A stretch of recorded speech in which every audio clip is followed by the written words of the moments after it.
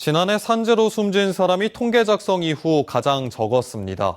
하지만 여전히 하루 평균 2명 이상이 산업 현장에서 목숨을 잃고 있는 사실을 생각할 때 정부의 집중적인 관리와 감독이 조금 더 필요해 보입니다.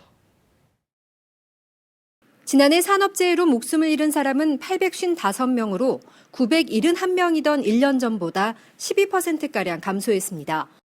산재 사고 사망자 통계를 작성한 1999년 이후 가장 큰 감소폭으로 사망자 수가 800명대에 진입한 것은 이번이 처음입니다. 정부는 산재가 많이 발생하는 업종에 대해 집중적인 관리 감독을 했기 때문으로 보고 있습니다.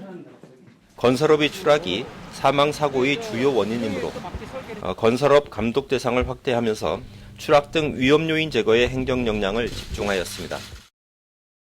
이 결과 산재 사고 사망 원인의 가장 큰 비중을 차지하는 건설업 추락 사고 사망자는 25명이 감소했고 부딪힘으로 인한 사망자는 19명이 줄었습니다.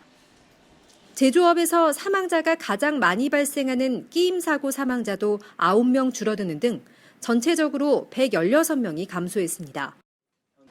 정부는 건설업 노동자의 추락을 예방하기 위해 일체형 작업 발판을 지원하고 지자체 등과 현장 점검을 실시한 것 등이 효과가 있었다고 평가합니다. 그러나 여전히 하루 평균 2명 이상이 산업 현장에서 목숨을 잃고 있습니다.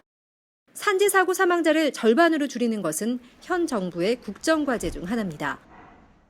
정부는 산재 사망 사고의 주요 원인인 건설업 추락 사고와 제조업 끼임 사고를 줄이기 위해 올해도 해당 업종의 사업장을 집중적으로 관리 감독하기로 했습니다. 특히 끼임 사고를 예방하기 위해 컨베이어 벨트 등 위험한 기계를 다루는 작업을 감독하는 분야를 새로 만들고 노동자가 안전 절차를 제대로 알고 있는지도 집중 점검할 계획입니다. TBS 양아람입니다.